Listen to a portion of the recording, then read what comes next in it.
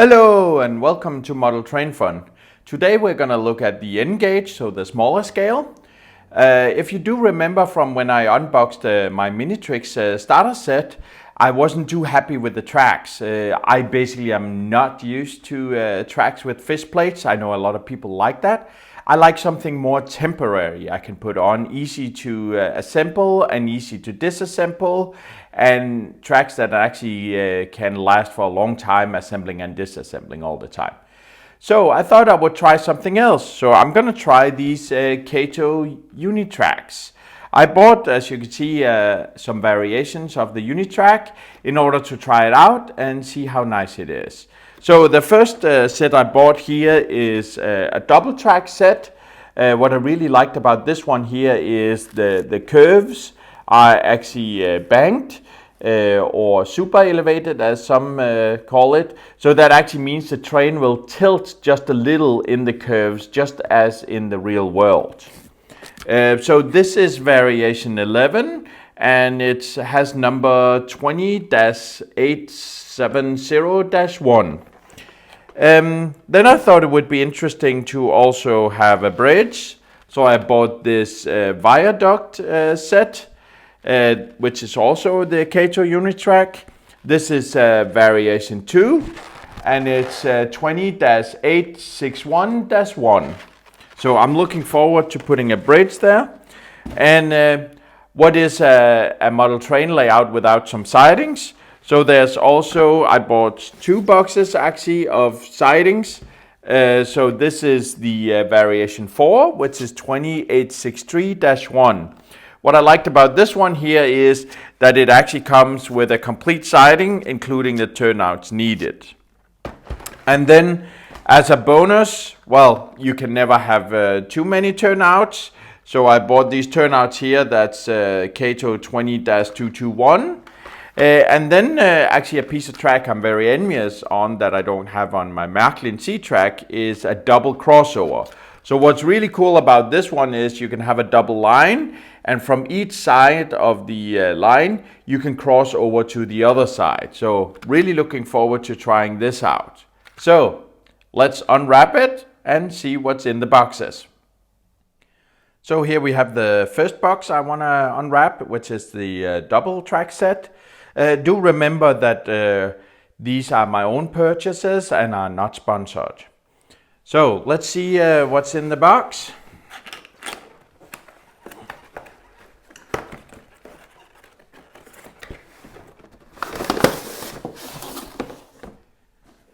As we see, there's lots of tracks in here. There's a starter guide as well.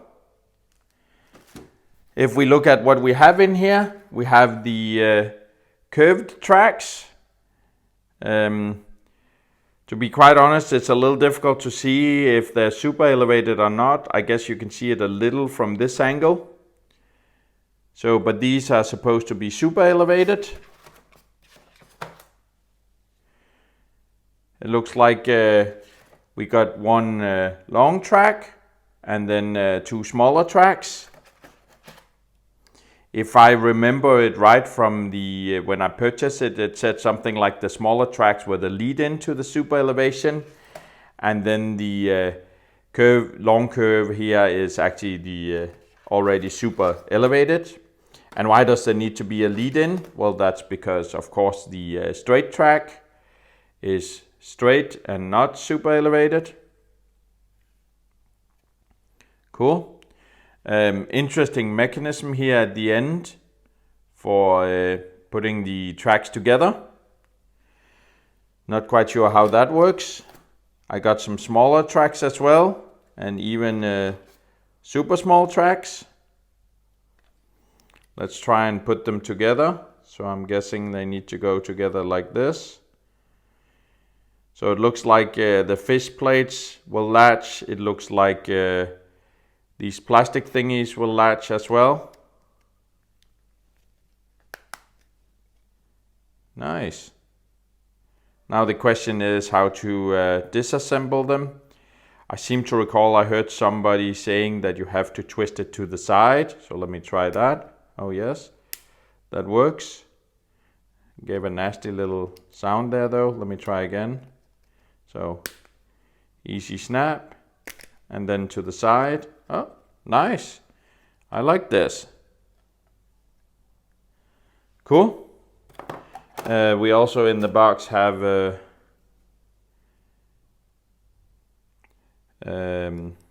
railer or re-railer, such that we can get the small N-gauge trains on the tracks as well.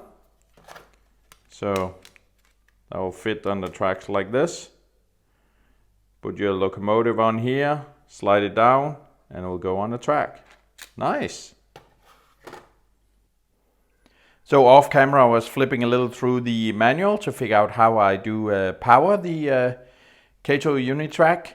It turns out there's this small track we have here.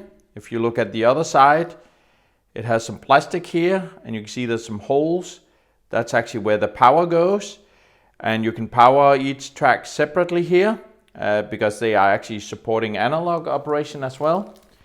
There is a wire. You see here, it has a little connector here, the gray connector here, that goes into the little track. And then it has a specialized connector here for their type of control or train control. So of course I'm gonna use my Minitrix or my mobile station I got with my Minitrix starter set. And that of course does not support this here. So I had to think a little about what to do. So what I did was I basically cut the wire in a smaller section because I don't need this one here. Then I put on a couple of, I don't know what you call it, connectors here, electrical connectors. I actually stole these from the crossover I had, because I don't use these ones for the crossover. So I basically took them from there. So these are just Märklin ones. I just attached them to the wire. For the mobile station end, remember from the track connector, there's also a wire that goes to the track. With the Minitrix ones, there's basically no, let me just do it like this so it zooms in on it. You basically just take the wire and directly attach to the special track there. So again, I attach these connectors. So now I got the connectors here, and I used green and yellow because that's what I had. I would have preferred that I used red and brown, because that's actually more in line with what you should use. So, and then basically I can connect these together. So I can connect the two yellows here, and I can connect the two green ones here. And then I got a connection. And then the other end, which is basically this one here. So the connector here, the Kato connector for the tracks. I can basically plug that into the tracks. So that goes in here like this. So now I got this track powered like this.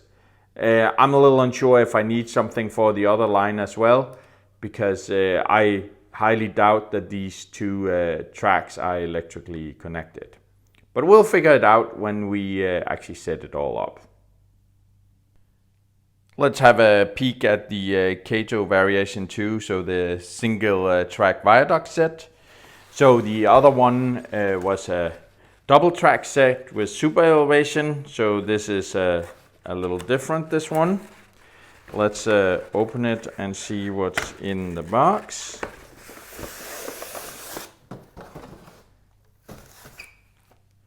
Again, a starter set guide or starter guide. Excellent. We have a bridge in here, so the viaduct itself. Nice. We have pillars for the viaduct. Don't know how easily they go on here. It looks like they kind of slide on. Oops. Hope I don't break anything. So looks like you can slide them on here. Cool. I'll have to fiddle a little with that. Looks like there's some standard tracks straight. We have some standard tracks that are mounted in a small bridge section. All right. We have a curved one in a bridge section as well.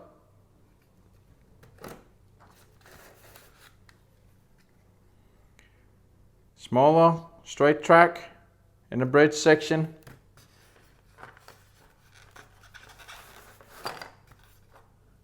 And something here, I'm not quite sure what it is. I guess I'll find it out. And here we have the last boxes I bought, which is the two of the variation 4, which is the switching siding set. Let's try and open one of these. See what's in it.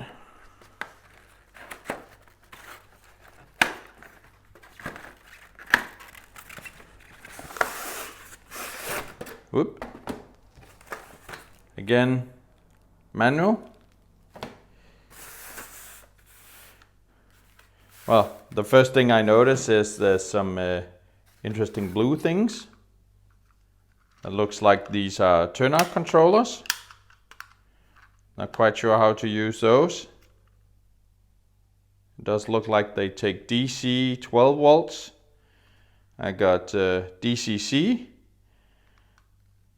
which is probably more like 18 volts. So not quite sure if I can use these. I got some nice small turnouts here. Looks like there's some instructions on the back how to connect them. Cool. However, I do see I can manually switch it here. That's probably what I'm gonna start with till I figure out how they electrically work.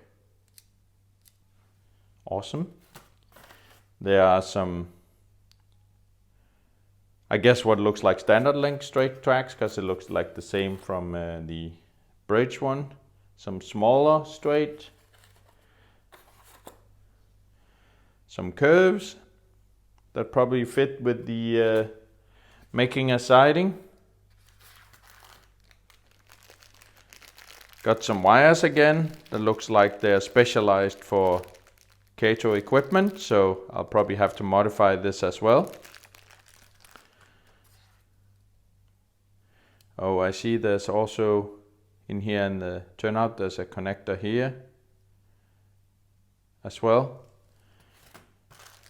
It actually looks like on this one here, that's the gray connector here, which kind of looks like the same one I used as track power. So if nothing else, I got some extra wires for doing track power.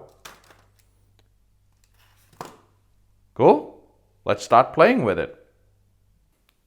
So the first thing I really want to do is look at the double track set. So that's this one here.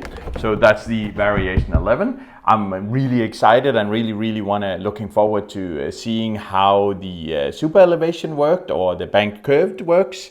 I see here on the back there's actually a track plan, a small track plan here. I don't know if you can see it on the camera, but it's basically an oval that's kind of squeezed a little, and it should actually be able to fit on my table. So let's try that out.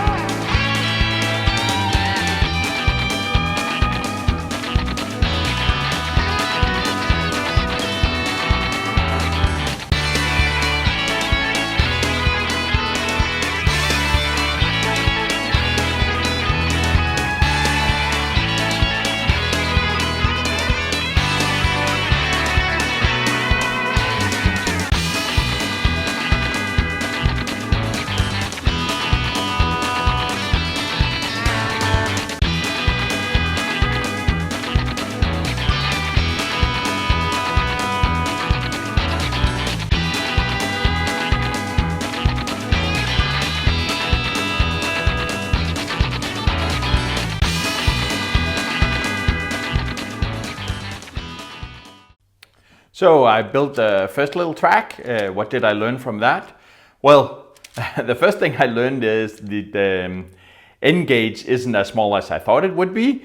I actually ended up with several pieces of track that I couldn't fit on the table. I guess this is because, you know, when I'm using the HO or the Märklin C-track, I actually use the tightest curves, which is the R1 in the C-track. But in end gauge, you would use wider curves because it looks nicer, right? So the benefit here with the end gauge is that when you get the wider curves, then your longer locomotives, your longer passenger cars or freight cars will actually look nicer on the track. What else did I learn? Well, actually, one thing I'll have to say is I really like the Kato track. It's solid. I actually like that there's two tracks here connected together, although that has its disadvantages, right? Because I can't just make a curved turnout or a turnout wherever I want to, right? However, I did discover that it's extremely easy to actually snap them together and actually pull them apart, or actually I should say twist them apart, because you twist them apart. So I must admit, so far I really like the Kato Unitrack. It's to me nicer and easier to work with, but do remember I like temporary layout, so I'm going to put this up, I'm going to change it around and so on, right? If you're doing permanent layouts, probably other types of tracks are a better choice for you. Alright, now we need some trains on the track. Remember, I had my nice little locomotive, actually the co-op locomotive here, Swiss locomotive from my Minitrix starter set. I also had some cars that was with the starter set, so let's start with that. Although one thing I do need to remember is there's only, even though it's double track all the way around the small setup here, it's only one of the tracks that actually have track power. Remember, I only connected one of the track to the mobile station. But let's get going. Okay, so let's get it mounted. I have my mobile station here ready to turn on. I didn't turn it on yet. I have the little railer as well, so I can actually put the locomotive and the cars easily on the track. So let's get started.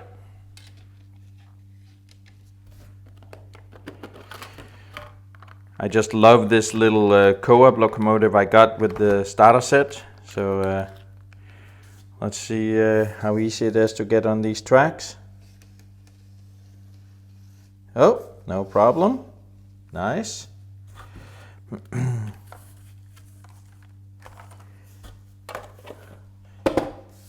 And now for the freight cars.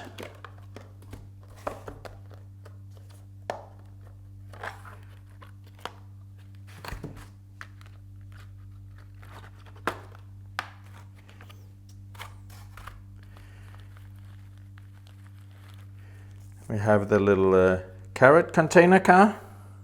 You just try and slide it on the track. Easy, no problem.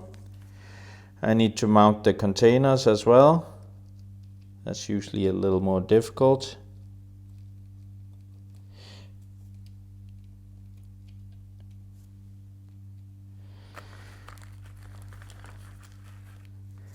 And then we have the strawberry car. And containers.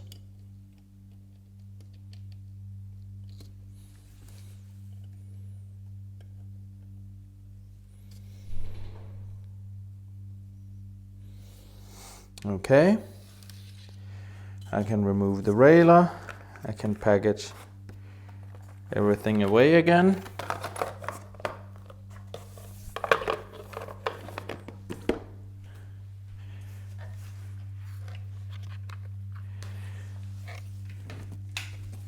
We can turn on the mobile station and hopefully we will make it work.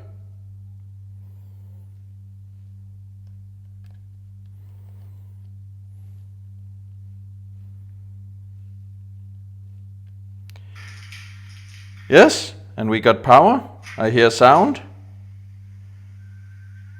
I see light as well.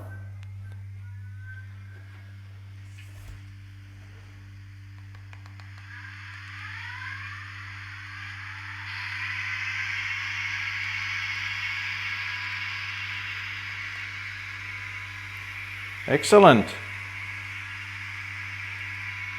And it might be hard to see on camera, but it actually does tilt slightly on the curves. It's subtle but apparent.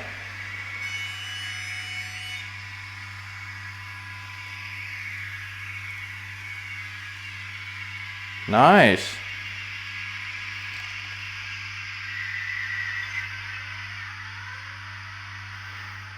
Let me try and turn the engine sound off. One thing I really do like also on model rail-wise is to hear the sound of the track. So let's see how it sounds.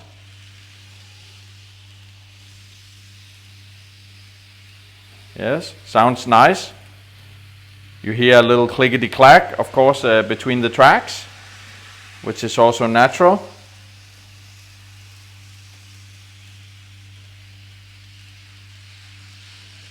Very, very nice.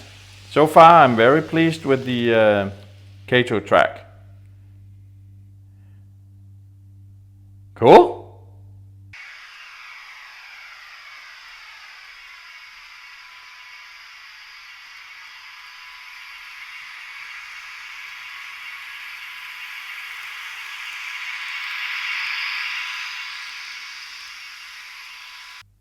So, not to bother you, I actually off camera continued making a small layout out of the variation boxes.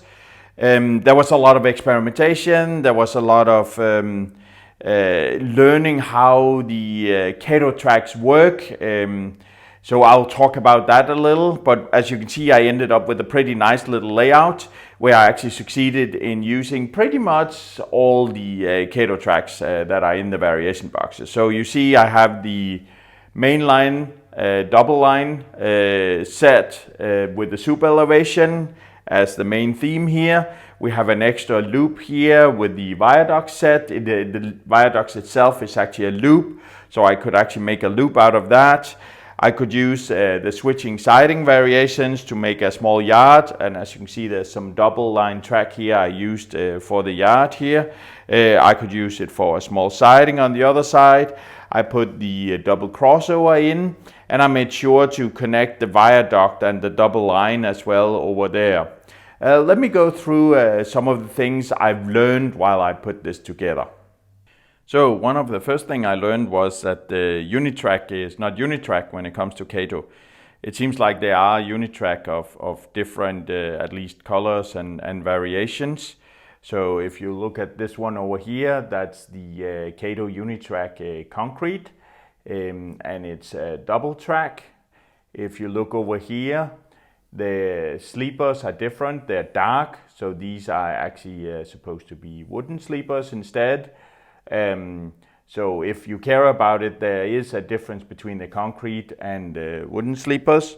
To be quite honest, I don't know if you can find all the tracks in both color variations, so I guess that's something I'll have to figure out. The other thing you can see is when you're using the double track, there's something in between here. When you want to do a turnout, as I understand it, there are no turnouts directly on the double track. So you will have to do something, and then at least you'll get a break where it would be visible that you have single lines in between.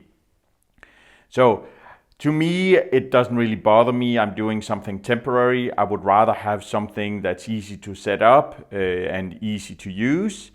On a permanent layout, I guess you could cover it all up by doing proper ballasting as well. Of course, you'll still see the differences in the sleeper colors between the concrete and the wooden. However, you also find that in real life where there's a mix of concrete and wooden, so maybe that's good enough. So here I've zoomed in on a turnout just to talk a little about what's special about the Kato turnouts. So what's nice about the turnouts is that you can manually change, right? And you can change the direction.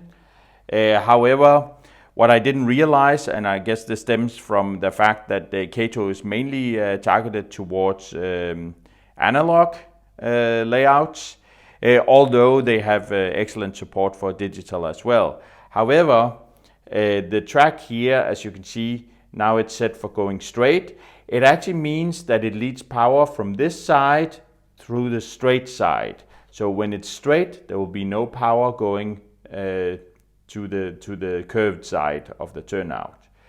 If I then shift it over, so right now the train will actually drive from this angle over here and now over the curved part of the turnout, then the power will actually be connected between the part out here and the curved part, and this one over here will be unpowered. So you have to think a little about that. However, I do understand that you can make permanent power through if you want to. You can also change whether or not you want the frog in here to be powered or not.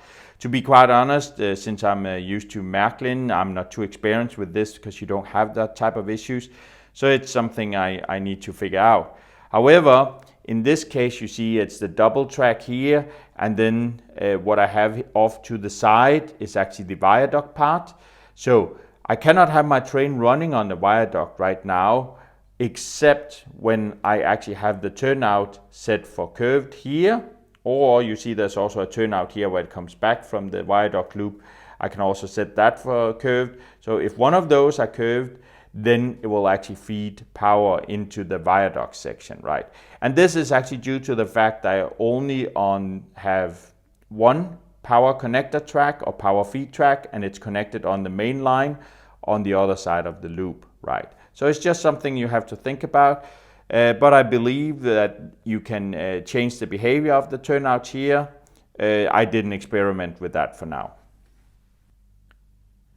I definitely need to learn more about the geometry of the Kato tracks. You see these small straight pieces here, so it basically starts from over there and goes to there, goes from here to here and here to here. These small pieces come in two different variants that are very, very close in length. One is 62 millimeters and the other one is 64. In the beginning, I mixed them up when I was trying to do a setup like this, where I had a double line and I wanted to insert a turnout, which meant I couldn't make it fit together. And you also have to be aware of where you use the small pieces. Some kind of go with the turnout, some are kind of for other purposes as well. This is something you will have to learn. As part of the viaduct set, you see there's some pillars. There's one out here. They come in different sizes, so you actually get a nice incline. When you get to the bottom of these ones here, that's the viaduct itself. There are some steps, or let's say end piers here that can be used before you have something that's a non-bridge. And there's an extra little piece here as well. Let me just take it out. That can be used for the last part of the incline. So it actually means the incline starts before the bridge itself, and then there's kind of an anchor point here, and then it continues on. And it actually works very nicely. In the viaduct set, you're actually supposed to have some long straight tracks here, but as you see, even with a couple of small and a corner, it still works. So everything fits nicely together. So if you look at the viaduct itself and how it's assembled, you basically got the track, and you can see there's a standard track on here. It has the standard Kato Unitrack connector up here at the track level. If you look below, there's also a groove here. That is basically where you attach the pylon. When you have the other pieces of track, you got here, you can see out here is the standard Kato connector, and down here again there's an extra groove that you can connect the pillar to. So the pillar itself, they come in varying length, so you actually get it in a nice incline. Has a little plastic thingy up here that holds the bridge section and can be tilted according to the incline as well. So if you look at this one here, you basically just see there's the groove here on the plastic and the groove here on this one here, or I should say the pillar. They fit together, so you can basically just attach it like this, and then you see you got both track attachment and pillar attachment, and then you can actually just slide the other one close to it here, and you basically need to make sure that it attacks both at track level and at pillar level. You see the little plastic thingy down there, it needs to attach as well, and you can push it together and it actually attaches nicely. You can see over here where the pillar is already attached. Let me try and see if I can do that as well. And it doesn't require too much alignment. They basically fit together. You see I just put it down and then I can basically just slide it in and connect it together. I hope, yes, here. This particular section is a little more difficult because the little attachment here that goes on the pillar is a little more delicate and sits a little more loose. It's actually easier to connect these type of sections over here. Here we have the double crossover. As you can see, it's easy to use here on the main line that comes in, and you can basically cross over from one line to the other on the main line here. In essence, it's actually 4 turnouts. So see one here, one there, and one there, and they can actually be operated independently here, where you can change it as well. So each of the 4 can be operated independently. Furthermore, they're even considered 4 separate power districts, so you need to think about that as well when you are feeding power to the tracks. As you can see over there, that's where I actually have my power feed, and that's the only power feed I got on the entire layout right now. You see 2 sets of wires going in, one for each of the track here on the main line. So it basically means that this side of the track is powered. So what the crossover does is it separates this from this, from this, from this. So it's basically 4 different. Fortunately, this power feed here loops all the way around the layout and comes in over here. So I actually get a continuous feed on all sides. But that's definitely a thing you have to think about with this crossover. I'm a little unsure whether or not it can be altered such that it doesn't need that.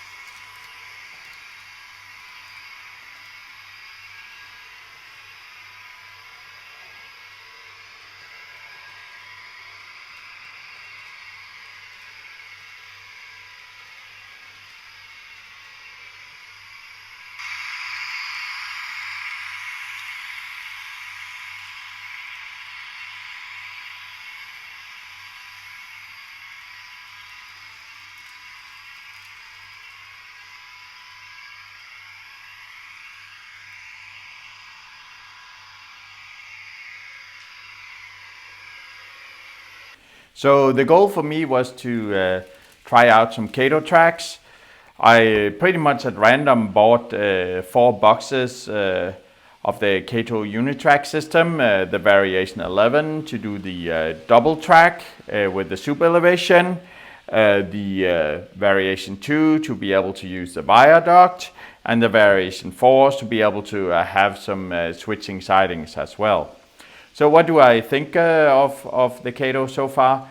Well, I really liked that it was actually reasonably easy to put together and take apart. Not as easy as what I'm used to from the Märklin C-Track, but I don't know of any other track systems on the N scale that actually are easy and good to use for temporary layouts. I found the Kato Unitrack actually pretty easy to use. However, as you can see on the colors on the layout, you have to think about there's concrete sleepers and there's wooden sleepers. Is it okay for you to mix? Do you mind? I don't mind, so I think it's okay. I also learned that I have to really think about power and power districts, and I think this has more to do with thinking about DCC and digital for that type of stuff. I'm used to the Märklin MFX way, where it's basically everything is powered. That's clearly not the case with the Kato crossover and the Kato turnouts. However, I believe you can change them as you see fit and actually make them continuously powered as well, if that's what you want. However, I was reading some articles online that talked about what is good and what is bad and what should you consider when you are altering the turnouts. So that's something I'll have to experiment with in the future. I was surprised even the bridge section was easier to put together than I thought, because it's basically you have to fit a pillar in there and you have to put the pillar up and so on. But as you see, it fits nicely. However, you can get in trouble sometimes over here on the track where you see the train just went under now. One of those pillars are actually not exactly where it should be, because then it would actually end up in the middle of the double track. But as you see, even though I moved the pillars around, it's still sturdy and so on. I didn't want to make this to, let's say, an unboxing and kind of a verdict of the Kato Unitrack system. Because to be fair, you need to do a lot of experimentation to better understand it. I had some troubles with some of the straight track that was 62 versus 64 millimeters. So I'm sure one needs to actually get to know the system, try it out, and figure out what fits. So building this layout from these 4 boxes actually took me quite some time. Both because, as always, you would like some extra little pieces here and there, so I might have to go and buy some extra little pieces if they exist. I don't even know. I've only seen what they got here, so that's something I need to look at. But all in all, I would have to say I do like it, and for me it's a good way to build temporary layouts in N scale. One thing that I already mentioned surprised me was that I thought I could have twice as much on my little layout table here in N scale compared to HO scale. HO is 1 to 87 and N scale is 1 to 160, so about twice as small, or even smaller if you consider all 3 dimensions, right? So it fills a lot less. However, as you see here where the train is going now, when you have N scale, you actually want to make bigger curves. If you look at this curve here, that actually fills as much as the R1, R2 curve, even on the Märklin track in HO scale. However, if you look at those, and if you have long freight cars like here, or long locomotives, or long passenger cars, then it will look odd on the HO scale, where here it looks more natural. Plus, I really like the super elevation you can see here as well. If you like this video, please hit the like button and please consider subscribing to the channel. Enjoy!